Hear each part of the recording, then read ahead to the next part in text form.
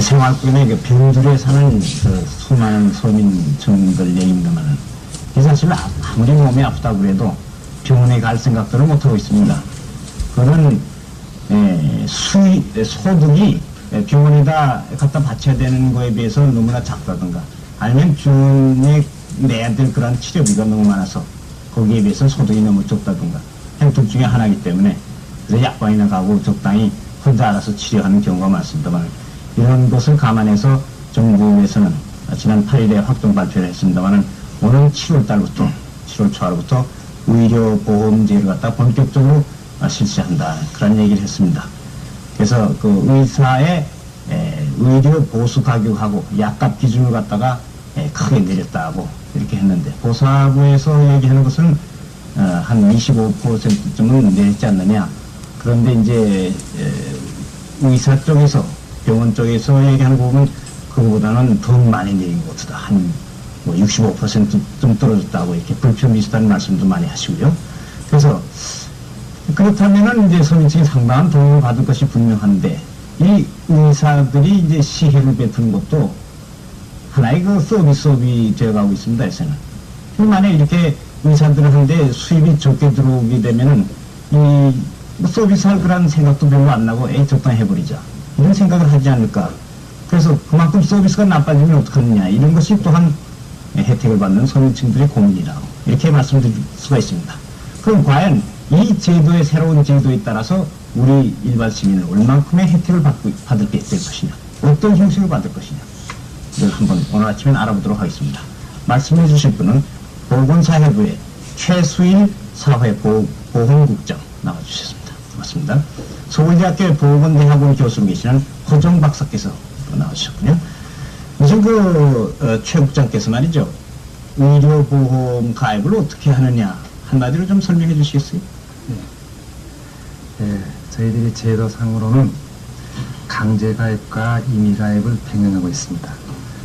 강제가입은 연차적으로 확대할 계획하에 천연대에는 우선 500인 이상의 사업장의 근로자와 그 다음에 공단 내에 입주하고 있는 근로자가 있습니다. 이것은 본인 이사에 불구하고 전부 강제가입한다. 기타의 사람들은 강제가입이 확대될 때까지는 임의가입 제도로 뒀다. 이렇게 되어 있습니다. 그렇기 때문에 금년 7월 1일부터는 500인 이상의 사업장과 19개 공업단지가 있습니다. 그 내의 근로자, 즉 사업장 전부 강제 적용이 되겠습니다. 그 사업장이 아닌 다른 주대에 사는 사람들은 저희들이 법상으로는 사업장 내 근로자를 임금 근로자를 제1종 피보험자라 했고 일반 지역민 제2종 피보험자라 했습니다. 그럼 제2종 피보험자는 한 지역을 단위로 해가지고 예를 들면은 동이든가 면, 군 이를 단위로 해가지고 의료보험자업을 구성한다 할 때에는 그 지역민이 우리는 이러한 의료보험자업을 구성할 것을 찬동한다는 절반 이상의 찬동이 있어야 됩니다. 그래서 그 찬동을 받아가지고 보건사회부 장관한테 설립 인가 신청을 하면 거기에 따라서 저희들이 인가를 하도록 그럴 때에는 마다 그게 적용이 된다 이런 얘기가 되겠습니다. 일반 근로자들이 어떤 면에서 얼마큼 혜택을 받습니까? 이런 의료보험. 저희들이 이제 글자 그대로 의료보험입니다. 건강보험이다. 이렇게 명칭을 붙일 단계까지는 아닙니다.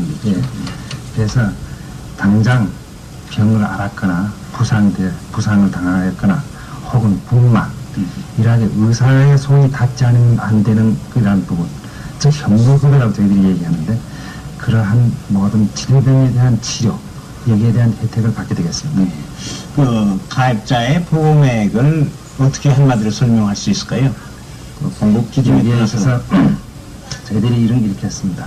이 보험 재정은 조합의 자율적인 어떠한 거기에 몇 겹이 있습니다.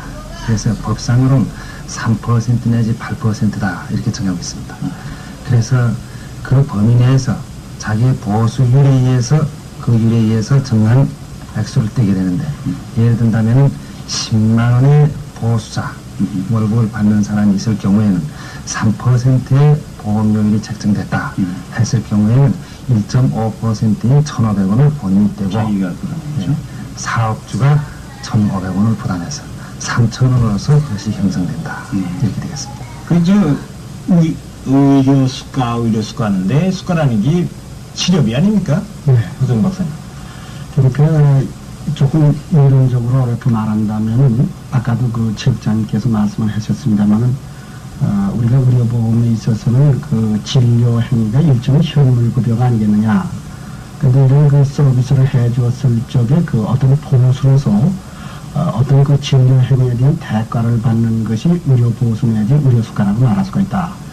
그런데 이제 과거에는 그 뭐 동서양을 막론하고 대개는 의료인술이라고 그러지 않습니까? 그러니까 뭐 의료라는 것은 인술적인 차원에서 또는 자선적인 차원에서 베풀어지는 것이지 돈하고는 그렇게 거리가 가까운 것이 아니다. 그래서 대개는 그저 의사가 적당히 봐서 돈 많은 사람들한테는 좀 많이 받고 가난한 사람들한테는 조금 받고 아주 돈 없는 사람들은 안 받고 소위 그 영어로 어렵게 말하면 슬라이딩 스케일 오브 피라고 말하는데 그런 그 슬라이더제의 원칙이 적용되어 왔던 것은 동서양이 같습니다. 그리고 이제 의료라는 것이 이제 어떤 제도적인 어떤 그 도입을 했을 경우에 특히 그 제3자 의료비 지불 방식이라는 어떤 그 국가 또는 사회에서 의료보험이라는 형태를 들어왔을 적에는 의료보수를 그렇게 조국구구식으로 할 수가 없지 않겠느냐.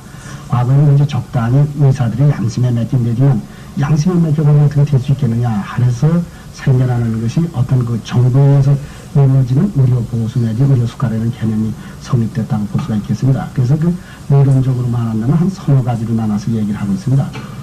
첫째로 우리가 들 수 있는 것은 그 성과불 지불 방식이라고 하는데 조금 어려운 말이 되겠습니다만 어떤 그 의료 행위를 했을 적에 소정 요금표에 따라서 그 얼마만치 당신이 그 무슨 수술을 했으니까 얼마만치의 돈을 규정된 돈을 받아라 하는 방식하고 그것을 조금 좀 표준화시켜가지고 점수를 줘가지고 예를 들면 지금 우리나라에서 실시하고자 하는 것이 바로 점수제인데 무슨 1점이 10원이다. 그러니까 뭐 명장님 수술은 뭐 300점이다. 그럼 그걸 10원에다 300을 곱하면 된다. 이런 식의 점수제를 하는 경우하고 그 다음에 관행수가를 그대로 인정을 해줘서 그걸 그대로 받아들이는 경우. 그 다음에 크게 나눠서 두 번째로는 그 정액제 방식인데 그건 조금 어려운 얘기가 되겠습니다만 이것도 그 뭔가는 그 뭐 사람 머릿수 몇 사람 뭐 치료했으니까 뭐 얼마다 뭐 이런 식 하고 그 다음에 뭐 하루 입원했으니까 얼마다. 그전에 우리나라의 그 구호불원 있지 않습니까? 그 스카이랜드 사람들에서 그 비용을 했을 적은 그렇게 했습니다. 그래서 그때는 그 외과 수술 받는 사람이 굉장히 수지 맞았다고 그랬죠. 그러니까 외과 수술 받건 뭐 내과 치료를 받건 무조건 하루 입원은 얼마다. 이런 그 정액제를 하는 형식. 그러면 미국에서 많이 하고 있습니다만 미국에 그 의료보험이 많지 않습니까? 거기서는 그 골치가 아프니까 아예 통통해서 맹장 수술했다. 그러면 보험회사에서 뭐 5만 원이다. 이거 가지고 뭐 믿지든 뭐 남든 뭐 알아서 해라. 하는 식의 정액제. 그 다음에 마지막으로는 소위 구조의료 체제를 채택하고 있는 국가. 그러니까 영국이라든지 또는 뭐 비교적 의료보장이 잘 된 나라에 있어서는 의사들이 대부분 사실상 고령 상태에 있습니다. 그러니까 정부의 그 통제에 들어가기 때문에 그 사람들의 기술적인 배경, 그 사람들의 진료 행위 이런 거에 따라서 고정급을 지급하는 방식이 있는데 우리나라에서 지금 채택한 것이 가까운 일본에서 하고 있고 우리나라에서 현재 하고 있는 것은 역시 점수제라고 볼 수가 있겠습니다. 그런데 이번에 말이죠. 의료 수가라든가 약값 기준을 갖다 어디다 근거를 두고 책정을 하신 거죠?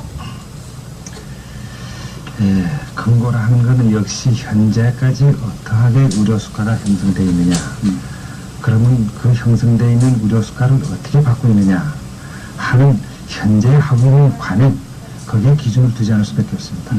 거기에 기준을 두어가지고 체제를 일부 변경시키고 구조적인 어떠한 모순은 개정해가면서 그것을 조금 다운시켰다. 그렇게 말씀드릴 수 있겠습니다. 그 내용 설명을 좀 했으면 좋겠는데요.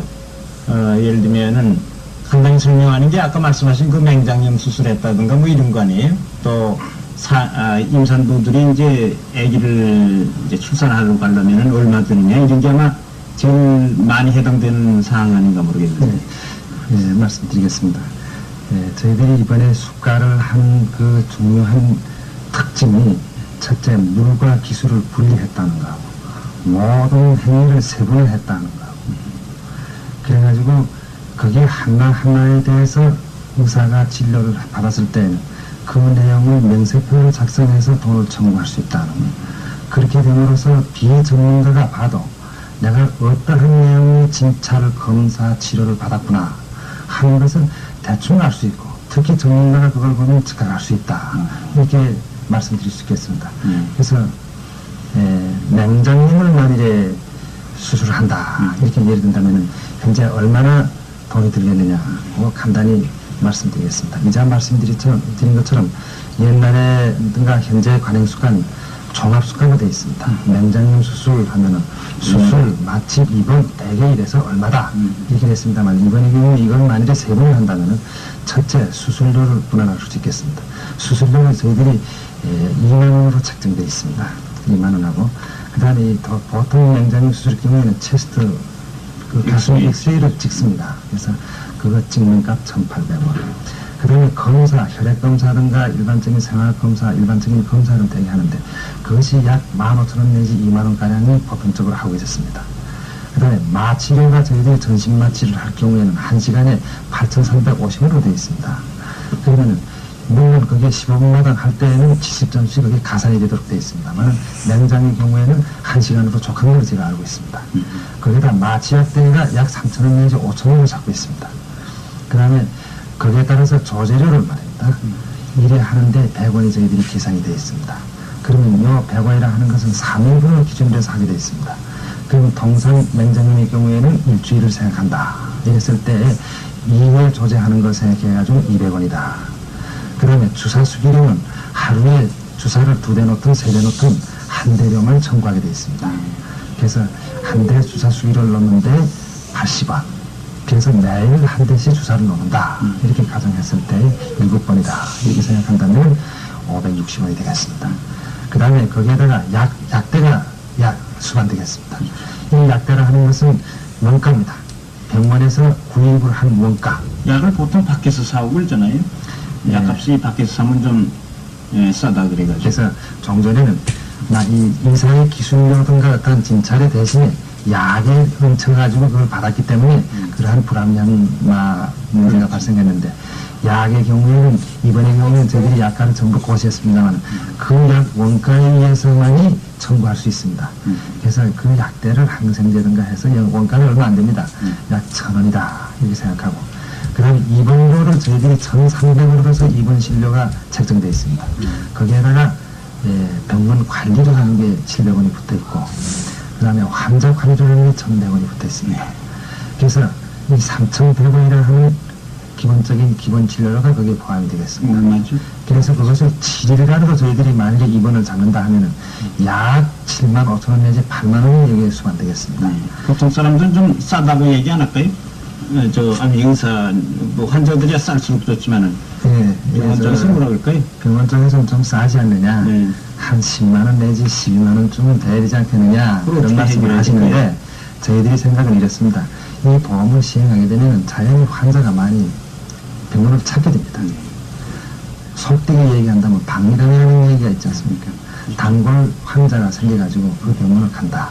이랬을 때 또한 우리가 중요한 사회보장의 첫걸음을 디디는 이 제도니만큼 의료인들도 양식에 의해서 이것을 협조해 주려고 했습니다. 이 차트를 가지고 나오신 모양인데 이걸 설명을 좀 해주세요. 네, 좀 이게 알기 쉽게. 잘 나타나는지 모르겠습니다. 이걸 좀 비춰주시죠. 이게 제일 가는 이렇게 선이 여기 있습니다. 요 선이 현재에 있어서의 관행수가의 총 수익을 100으로 봤을 때의 각 행위들에 있어서의 구성비입니다. 그러면 이것을 총 100으로 봤을 때의 입원료가 현재 얼마나 형성되어 있느냐 수익에서 약 18.34%를 형성하고 있다. 약값을 이것의 수익이 얼마나 되느냐 총 수익 100% 가운데 32.86%가 약값이다.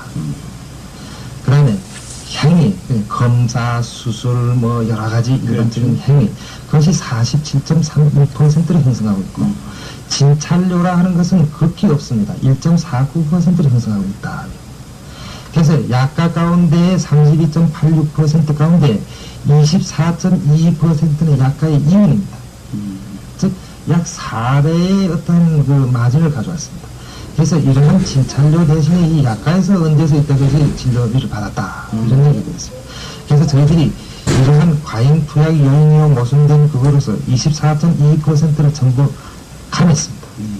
동시에 향후에서 47.31%를 100으로 본다 생각하고 47.01%를 저희들이 감했습니다. 그리고 기본 진찰료의 1.46%를 플러스를 해가지고 이런 현재에서의 기준 수가를 설정한 겁니다. 이것이 현재의 관행 수가를 합쳐보면 플러스 마이너스 해보면 45%를 감했다 이런 얘기가 되겠습니다. 그러면 이 45%를 감한 이 수가가 절대적인 것이 아니고 서울에서의 종합병원의 경우에는 그것보다 20% 높게 행위를 그 범위 내에서 조합과 계약을 해가지고 진료를 맡을 수 있다 하는 이런 어떤 그 융통성을 두었습니다. 그리고 그런데 그 문제점이 사실 없을까요? 제도적으로 보완해야 된다면 허정 박사께서는 어떤 점을 들 수가 있을까요? 뭐든지 이제 개혁을 하면은 말썽도 있고 문제점도 드러나고 또는 시행착오도 겪고 고쳐야 될 점도 있고 이런 거 아닙니까? 네. 역시 금년 들어서 금년 정초에 그 의료보호 사업이 시작됐지 않습니까? 네. 그래서 그 아주 저소득층의 약 200만 명의 사람들이 그 의료보호 사업을 받게 됐다. 그러니까 과거에는 의료 문제에 대해서 정부가 그렇게 적극적으로 개입을 하지 못했는데 금년부터는 이렇게 그 의료 문제에 대해서 적극적으로 개입하기 시작했다는 것이 확실히 보건의 분야에 종사하는 사람들로서는 고무적인 현상인데 이번 7월달서부터 이제 의료보험에 의해서 아직 정확하게는 모르겠습니다만 한 350만 내지 한 500만 내의 사람들이 1차적으로 커버가 되지 않겠느냐. 그렇다면 우리나라 사람들의 상당 부분의 사람들이 특히 그 근로 계층에 있는 의료 저소득층이라고 볼 수 있는 의료보호 대상자들의 상당 부분이 이 의료보험에 의해서 커버될 가능성이 많고 또 이런 제도적인 발전이 어떻든 누가 뭐라고 그러든 간에 언젠가는 도입돼야 할 과제라고 보는 것은 틀림없으리라고 봅니다. 그런데 이건 좀 아까도 그 봉 선생님께서 말씀하신 것과 마찬가지로 어떤 제도적인 변형이 따랐을 적에 그거에 대해서 기존 이득을 가지고 있는 분들이 뭐 어떤 자기 입장에서 봤을 때 이것이 어떻게 불리하게 나타날 것이냐 또는 자기들에 따라 대해서는 어떤 그 영향을 미칠 것이냐에 따라서 어느 나라에서는 마찬가지입니다. 실제로 그 미국이라든지 영국이라든지 어느 분야에 종사할 수 있는 분들이 상당히 그 민감하게 이런 문제 반응을 던지고 있는 것만은 사실입니다만 하나 저희가 걱정하는 것은 이 점수제가 가지는 문제점, 가장 기본적인 문제점이라고 말한다면 이것이 어떤 진료를 받으려는 그 소비자 측의 어떤 그 제동 장치를 걸어주는 장치가 없다는 거 하고 또 하나는 근본적으로 봐서 또 하나는 의료를 제공해주는 의료 제공자 측의 또 남행위 또는 조직행위를 제동을 걸어줄 수 있는 장치가 아주 보완적으로 결여되어 있다. 이 제도 자체가 그렇기 때문에 앞으로 정부가 좀 더 예산이 확보가 되고 또한 이게 시범 사업이니까 이것이 확정이 된다면 좀 더 직접적으로 그 소규모 단위조합이 아니라 정부가 직접적으로 개입해서 대단히 소위 구정의료 보험 사업으로 하루빨리 발전시키는 것이 바람직한 방향이 아니겠는가 저는 그렇게 생각합니다. 이거 어떻게 생각하세요, 최 국장께서는? 만일 이제 뭐 의사들이 수입이 좀 많아야 손님들한테 서비스도 좀 제대로 하고 그럴 텐데 왜 이렇게 책정을 해버리니까 말이죠, 일정하게. 혹시 연고를 급한 환자도 푸대접을 하는 경향은 있지 않을까요? 그러한 것을 충분히 감안한 수가 내용이 현재 저희들이 이 수가문에 발표된 수가 기준이라고 생각합니다. 그래서 이 수가가 확실히 낮춘 것만은 사실입니다. 그러나 이러한 일정이 있습니다. 의료보험조합이 몇천 명의 의료보험조합이 어떠한 지정된 그 위원회에 당구해야 된다 하는데 절대 이 지불이 보장됩니다. 또한 이런 걸 고려할 때 그거하고 상쇄할 수 있지 않겠느냐. 그다음에 이 작업을 하면서 많은 의료인들하고 접촉을 해봤습니다. 원칙적인 이 구조를 개선하는 데 있어서의 원칙적인 참여를 가져옵니다. 이자 허 박사님께서도 말씀하셨지만 역시 이해관계 당사자입니다. 이 가격을 낮추는 문제에 있어서는 조금 더 고려해봐야 되지 않겠느냐 하는 계속적인 의견이 있었습니다만은 그러나 이 수요자 측과 공급 측 거기에서의 이견의 일치를 하는 그 가격의 일치를 하는 것을 보기는 어렵습니다.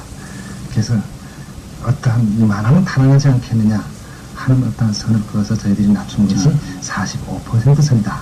이렇게 말씀드리겠습니다. 그러니까 이러한 그 새로운 의료보험 제도를 본격화함으로써 서민 중의 하나의 환자로서 병원에 이제 마음 놓고 갈 수 있다. 이렇게 말씀할 수 있을까요? 좀 전에는 감기라면 과잉 진료 문제죠.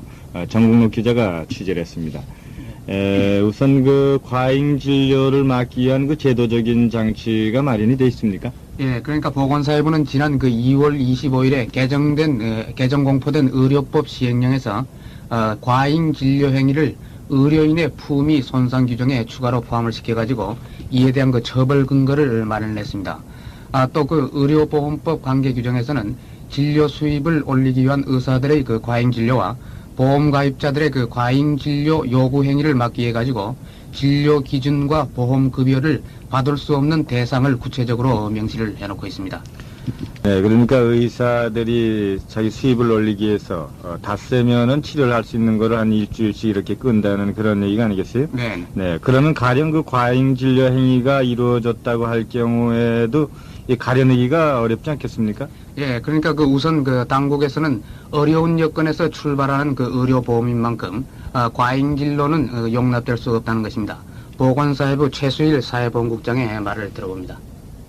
그 진료명세서를 가지고 철저히 의료보험조합 혹은 관에서 그것을 조사하고 계속해서 따져보고 정당하였느냐 여부를 해봐야 될 겁니다. 이런 걸 왜 하느냐? 무슨 어떠한 의료기관을 반드시 못 믿어서가 아니고 이 의료보험 재정의 돈이라 하는 것은 아주 귀중하고 소중하게 다루어야 된다 하는 겁니다. 이 돈이라 하는 것은. 왜냐? 특히 우리 저임금 근로자들의 그 영세한 주머니에서 객출된 돈이다 하는 것. 그 돈을 맡아가지고 법인격을 가지고 있는 의료보험 조합이 대신해서 지불해준다는 것. 자기 돈을 지불을 하고 있는 사람들이 적당히 좀 더 주면 어떠냐 이러한 기분으로서의 지불하는 돈하고는 전혀 다르다는 것.